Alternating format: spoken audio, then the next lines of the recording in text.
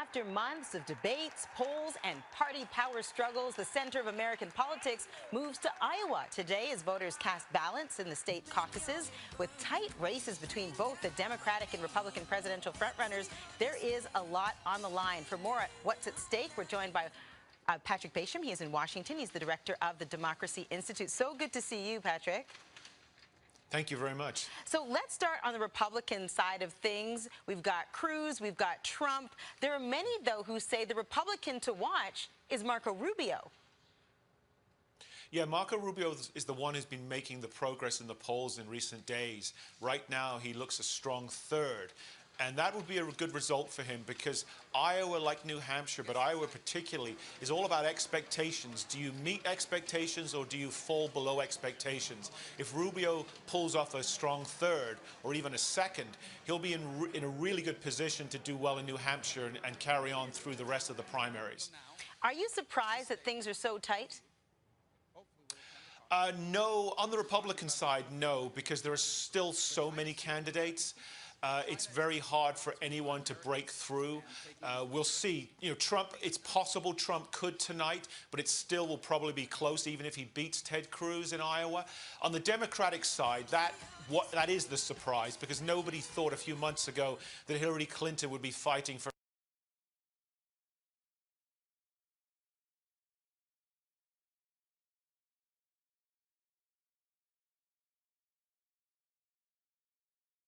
her life in Iowa. She really needs to do well, at least as well as possible, because New Hampshire is looking very strong for Bernie Sanders. Even if he loses tonight, he probably will win New Hampshire anyway. If Hillary loses the first two, Iowa and New Hampshire, it's going to be a real black eye for her. It's a statistical tie between Mrs. Clinton and Bernie Sanders right now, and one has to think Mrs. Clinton must be thinking, uh-oh, could this be another 2008?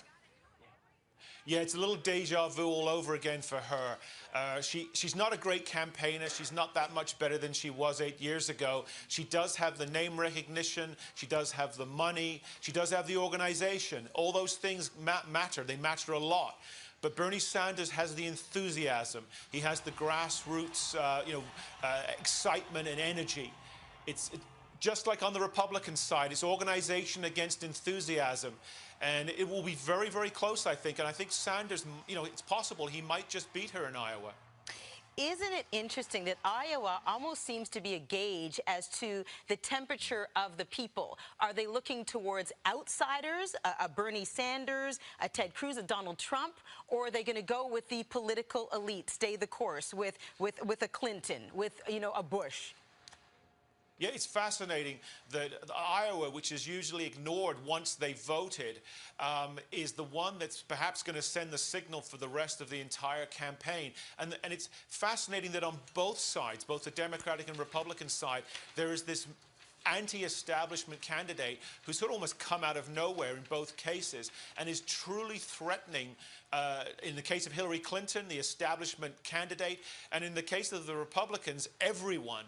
Donald Trump is a threat, a serious threat, a threat that's not going away. And at the moment, he looks more likely to win the nomination than anybody else. And who would have thought we'd be having this conversation and saying that in February? It makes for amazing discussion, though. Patrick, thank you so much.